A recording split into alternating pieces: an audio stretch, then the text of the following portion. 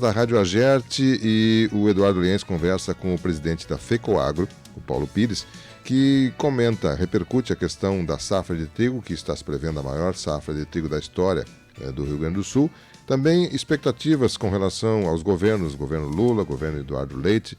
É a matéria que nos traz aí o Eduardo Lienz com o presidente da FECOAGRO, Paulo Pires.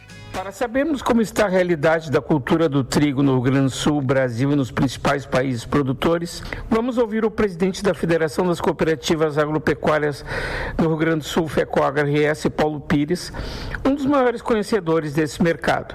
Presidente Paulo Pires, qual a perspectiva para a safra gaúcha? Olha, Eduardo, a tua pergunta é bastante abrangente, mas sobre a safra gaúcha, nós vamos ter, sem dúvida nenhuma, a maior safra da história do Rio Grande do Sul.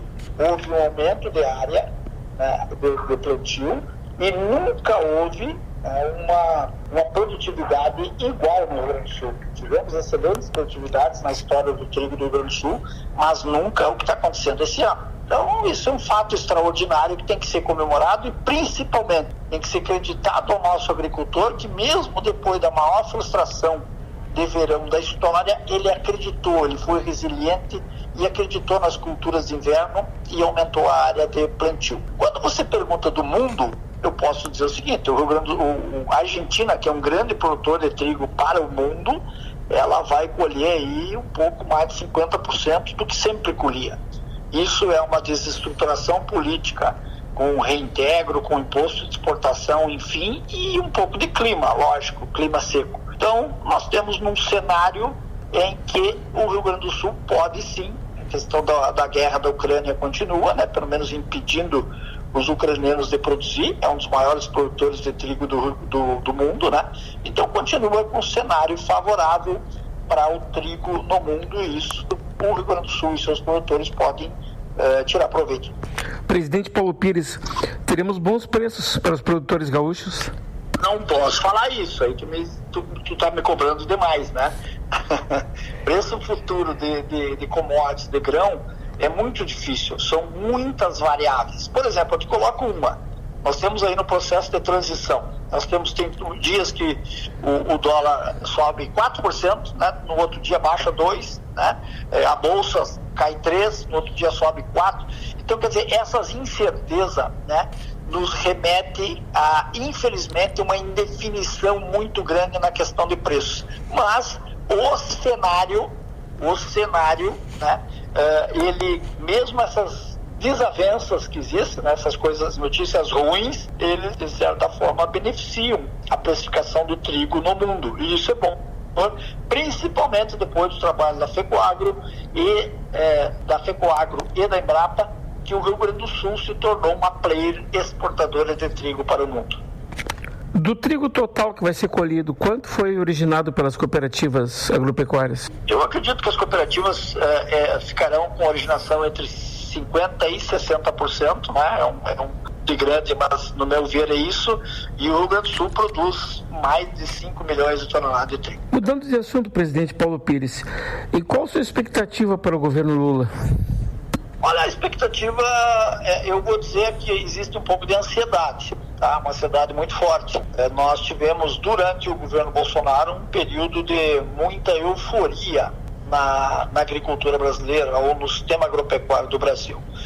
Se o governo voltar, se o governo Lula voltar com as teses, vamos dizer mais de insegurança jurídica, essas questões todas, até de taxação, vamos dizer assim, de exportação, enfim, como se comenta alguma coisa, é uma pena, vai ser um grande desastre. Mas eu acredito que exista uma sensibilidade no governo, que mostre que um governo novo, ele não pode prejudicar o que está andando. Nós temos que, do contrário, nós temos que fomentar o que está certo.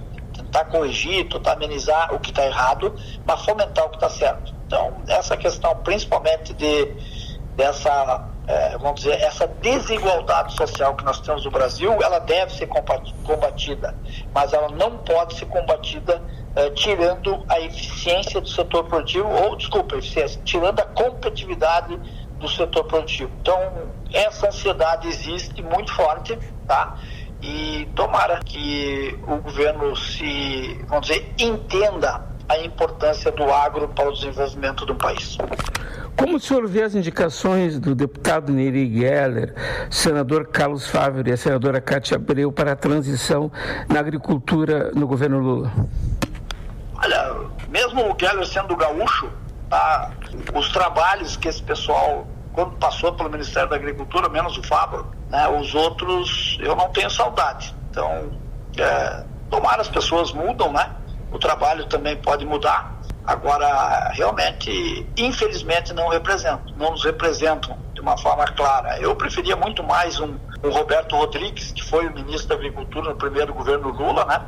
Acho que tem muita gente boa, mesmo tendo o predicado, vamos dizer, a pré-requisito de ser de esquerda, que é uma coisa normal. Faz parte do governo vamos dizer, da chapa que venceu a eleição, né?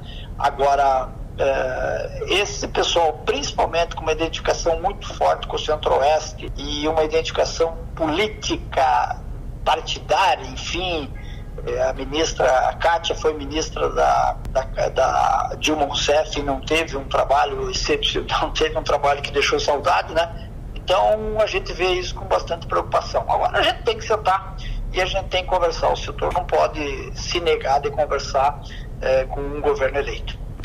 E aqui no estado, o que o senhor espera do governo Leite? O melhor possível. O governo Leite, mesmo para quem se posicionou contrário, né, na outra opção, que era o deputado Nix, que era um ministro do Bolsonaro, então existia essa identidade de Bolsonaro, já que o Bolsonaro também era uma preferência absoluta dos produtores, né, impressionante, era uma grande maioria, né, por tudo que aconteceu nos países nos últimos anos. É só por isso, não é questão nada pessoal. Às vezes as pessoas confundem as questões pessoais, né? E eu acho que o governo Leite, o governador Eduardo, é uma pessoa que está muito preparada, né? E tomara que ele resolva, inclusive, problemas sérios que nós temos hoje, por exemplo, das estruturas, né? Temos problemas federais, temos problemas estaduais, estrutura de porto, estrutura das nossas estradas, né? Essa questão das estradas estaduais, nós temos aqui em alguns lugares aí do Rio Grande do Sul, por exemplo, pontes com problema seríssimo, né? Não podem ter a capacidade de peso excedida, enfim. Então, tudo isso são desafios que o governo Leite tem toda a condição de superar. Ouvimos o presidente da FECOAGRO RS, Paulo Pires. Para a Rádio Agerte, Eduardo Lianes. Valeu, Eduardo. Obrigado pela sua disponibilidade de nos trazer aí uma importante manifestação do presidente da FECOAGRO, né, Paulo Pires, falando em nome dessa entidade que representa as cooperativas aí e que trouxe a sua avaliação com relação à safra de inverno, a expectativa da safra de verão, a expectativa das trocas de governo, tanto a nível estadual quanto federal, né, apreensões, enfim, esperanças, expectativas que ele manifestou. É importantíssimo a gente ter isso, é um líder do segmento que também é bom a gente estar ouvindo e ter as opiniões.